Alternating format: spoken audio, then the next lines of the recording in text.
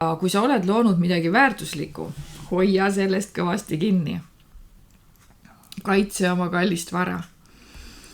Ja selle kuu võti on liikumine läbimõeldult ning kindlameelselt.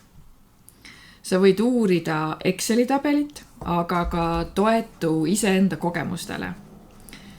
Ja seda eriti projektides, mis võivad olla teiste jaoks veel liiga uued või veidi võõrad või ebatraditsioonilised. Siin ongi sinu tugevus ja et suuta näha kaugemale tavapärasest ja mitte lasta end kõigutada kõrvalistest nendest arvamustest. Ja juuli aitabki siis sul triivida kaugemale ka sobimatutest pakkumistest, töökohtadest, koostööpartneritest